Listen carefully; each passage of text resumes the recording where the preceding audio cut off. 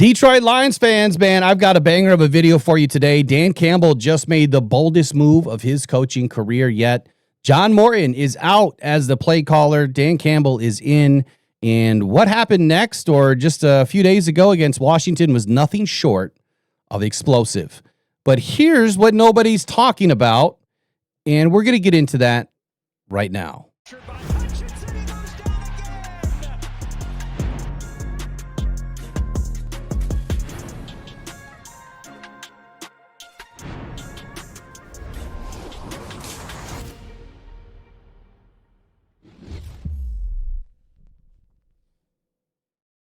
All right, what's up, Lions Nation? I'm Will Rock here with Rock Down Detroit Lions, and if you're not subscribed yet, hit that subscribe button right now, and I'm going to break down one of the biggest stories in the Detroit Lions football era here in 2025, and no one's talking about it. So let's get this channel up over 13K, over 140 now subscribers in the last 24 hours. I know you can do it. You can help us out. I appreciate each and every single one of you. From the bottom of my heart, man, you guys are what makes this channel tick. So what am I talking about? Dan Campbell. He just took over the play calling against Washington, and the results were insane. We're talking a season-high 546 yards, 44 points, and a statement win that this offense is about to go nuclear if Dan Campbell continues to call the plays. So let's get into it, right? Here's all the facts, the stats, and all the glorious information that I prepared for you today. We are going to roll into a video of Dan Campbell's words himself and what he says the future holds at offensive coordinator. So let me kind of set the stage. This didn't really happen overnight, right? This was building for weeks. We had an inept offense performance against the Green Bay Packers. We did not play well against the Vikings, offensive or defensively, but we should have been in each game to win. We really should have. Against the Chiefs, again, we had to overcome a lot of things that maybe we just couldn't, right? It's kind of hard to go up against the refs too and have two opponents, but we didn't make things easier on ourselves. And John Morton just didn't capitalize. He was not utilizing the offensive capability that sits right in front of him, right? All of these guys that are on this squad, he has plenty of weapons to use, and he was barely using half. So after the Lions' Week 9 loss to Minnesota, the offense was in a rut. You could feel it, you could see it, you could smell it. It was not looking good. So let me give you the numbers that forced Dan Campbell's hands. The offensive struggles were 65 rushing yards against the Vikings, the seventh lowest rushing total of the entire Dan Campbell era back to 2021, 21.7 points per game average over the previous three contests, zero rhythm, zero flow, zero identity.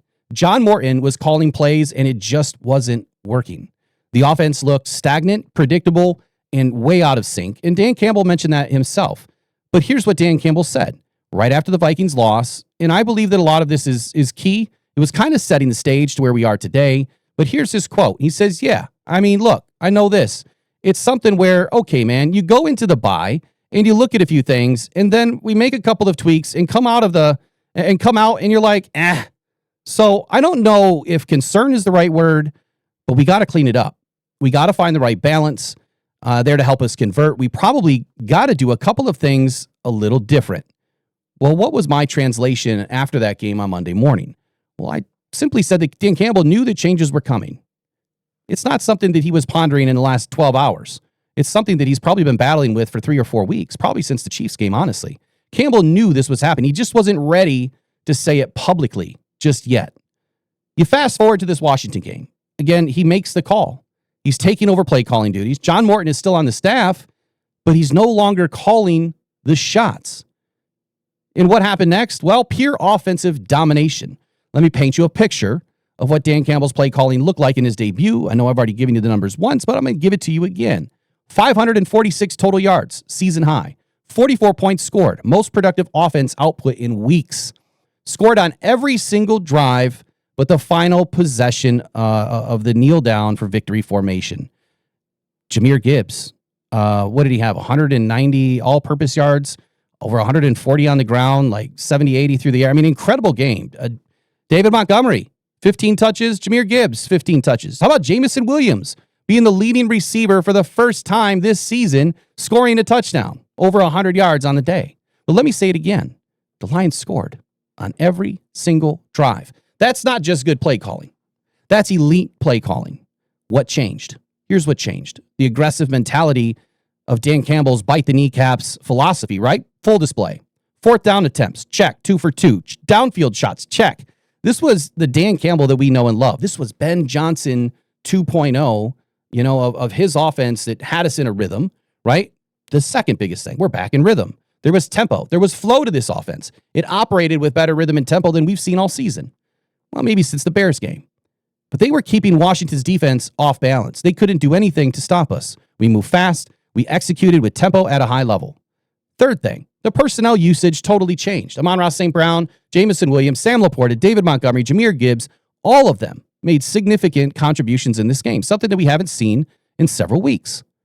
Dan Campbell was getting the ball to his playmakers in space, letting them do what they do best, which is build off of the yak. Some of the largest yak performances of the season for Jamison Williams and Jahmyr Gibbs. The fourth thing, which is our identity, it's our bread and butter. You've heard Dan say it. Play, action, passing. You run to set up the play pass. And if you can set up the play pass, it counters the run. Effectiveness, Dan Campbell's commitment to the run set up the devastating play action passing that absolutely torched Washington's secondary.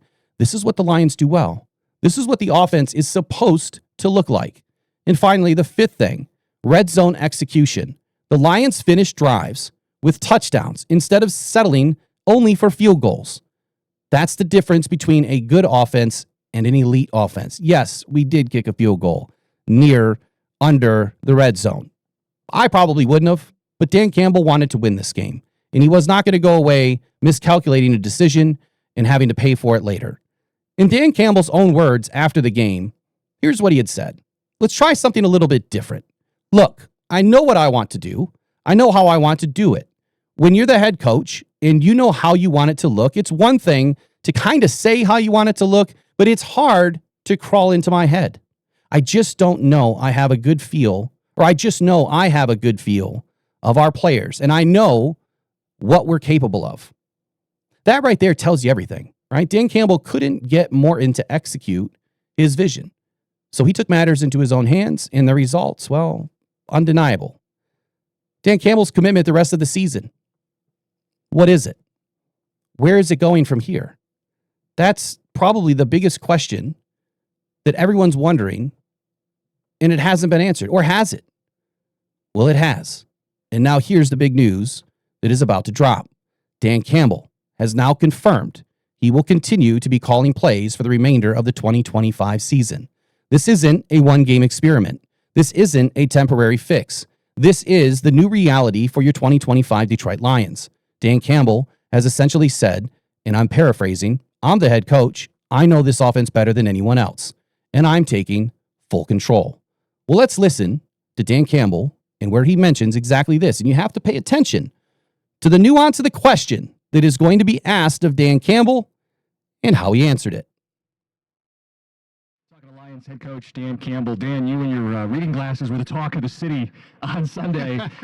Calling plays, is it like riding a bike, and is it something you plan on doing for the foreseeable future here?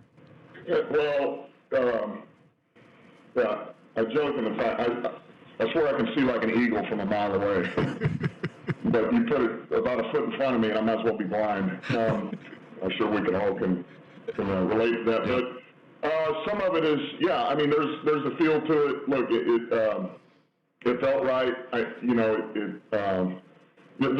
things I got to clean up, but it felt. I guess that's the closest thing. There is a little bit feels like it's riding a bike, which is a good thing, and it helps when you got good players. Right, and it helps when you got a quarterback like mine. It helps when you have a staff like I have, because they make it all right. They help the flow of everything. So that was big, and yeah, I mean, I do. My plan is to keep calling this, and I got to get better. We got to get better as a team, and we got a big challenge this week. When you say it's collaborative, if you could take people inside that world just a little bit, without revealing too much, of course. You guys get a first down, then what's that input like? Who are you hearing from, and what all needs to get juggled before you relay a play in? Well, I mean, look, so much of it, you're always getting input on down and distance and hash. Even though you're watching the game, you're also, you're on to the next play and the play after that to the next play after that. You have to stay 2 or 3 plays ahead. And then inside of that, you also have to know the contingency of, all right, I'm 3 plays ahead, but then what if there is a TFL? Now you got to play 3 plays ahead of that if you get a loss or if something happens, or So you're kind of trying to juggle that and play that, and so you're always getting somebody who gets you down in distance. You got to get personnel in. And then the same token, depending on, all right, we just earned a first down, they're telling you what your own stats are. Here's what you've done. Here's what the defense has done to you on the same situation for this game.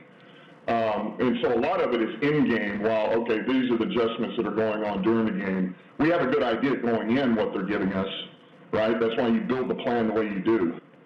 And so there's just all those little things. A lot of it is, man, you go, and then maybe start asking for input. Like you get somewhere, okay, we're second, hey, Johnny, what do you got here? Hey, Hank, what do you got here? And then sometimes you just go with your gut between the two plays that were given to you, and so, or you already know the call. Speaking of input, when you made the decision, was there any player involvement, like a players' council? Any players came to you and said, we think we need to make a change, or was this just you on your own saying it's time?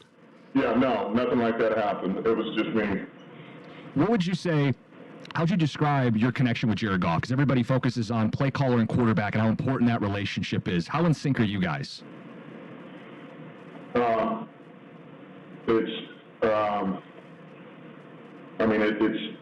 It's very tight, and it's very strong. It's very tight. I think we see the game very much the same way, and it's really good, man. You guys and other, offensive coordinators around the league, it's kind of a broad question, but a lot of times the first drive of games are scripted, so to speak. You know what you're going to do. How come is there a way to script other portions of the game? Obviously, if you're backed in at your own inside your own 10-yard line, you have to go off script. But is there ever a situation, all right, here's what we're going to do in the first drive. This is this script, and we have another script for drive 2. Does that ever happen, or is it just you fly by the seat of your pants once the game gets going after the first drive?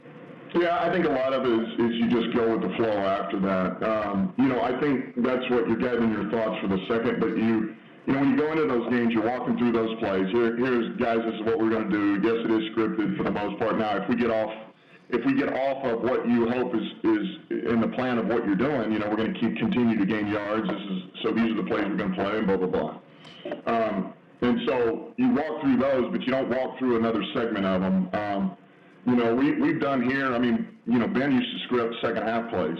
Now we didn't walk through those, but they had those. Like, all right, when we come out second half, here's the 6 plays that we're going. There's 7 plays. And that was back when we were having those struggles coming out at halftime 2 years ago. So we started doing that and a little bit, and so yes, look, you can do it any way you want to do it, but I think the big thing is, it's hard to say, okay, guys, we're gonna go through these plays here. We're gonna walk through these opening. Okay, hey, now after that, in the second series, all goes right. We're gonna walk through these plays, and then at some point, it's like, well, wait, that's what all practice was about.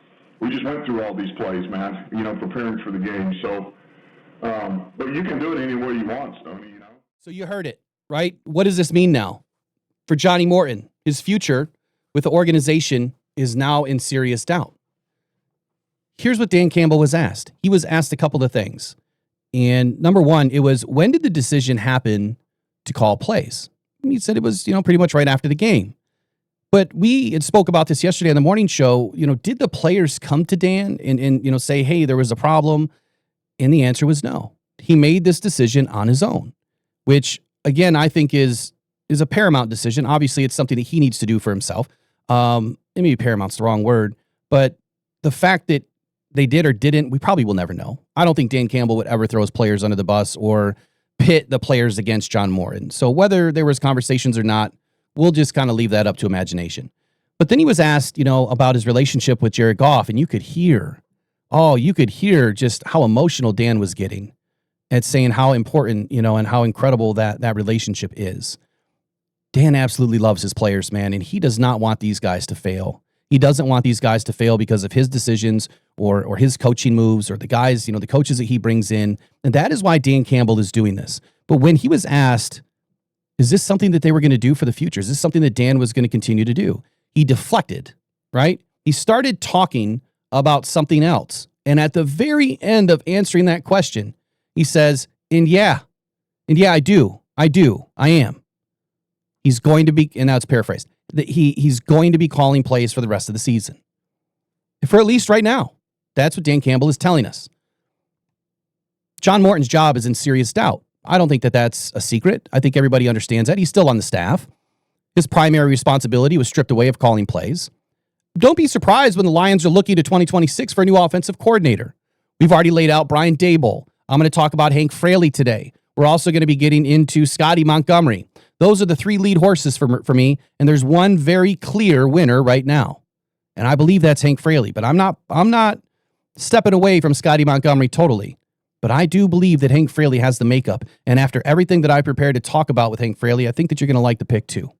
But for this offense, man, this is huge. Dan Campbell's play calling has produced immediate results.